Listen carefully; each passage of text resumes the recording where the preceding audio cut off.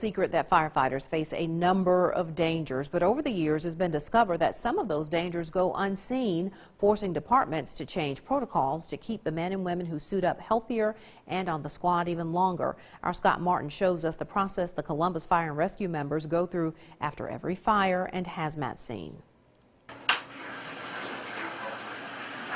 It's no regular washing machine. The suds are doing more than getting rid of dirt and grime. It's getting rid of other toxins, helping save firefighters' lives. The National Fire Protection Association states that firefighters have a 9% increase of being diagnosed with cancer, a number that's a wake-up call for Columbus Fire and Rescue Assistant Chief Dwayne Hughes. It's the unknown, the things that we're actually exposing ourselves to and to our crew members to, these cancer-causing agents that not only we're experiencing on scene, that we're bringing back to our firehouse. Crews breathe in toxins or they seep through the skin, and over years it can cause deadly consequences. Way back when, the technology crews use now didn't exist. There was a time, many years ago where, air packs were unheard of and nobody had air packs. Practices have changed over the years, including the way crews decontaminate themselves from toxins.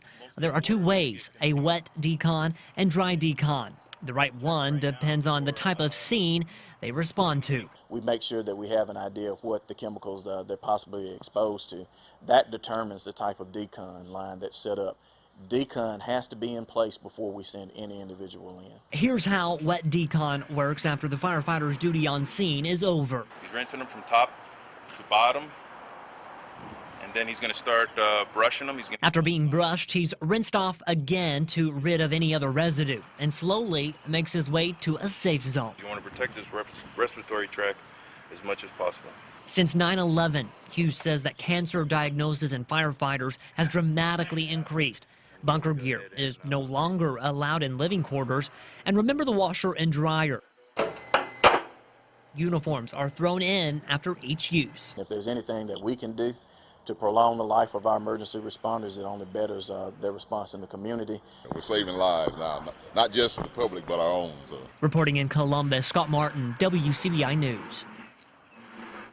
Now, other precautions Columbus Fire uses include uniforms being wiped down after every fire scene before getting back to prevent cross-contamination. The department says it will stay proactive when it comes to health and safety for the crew.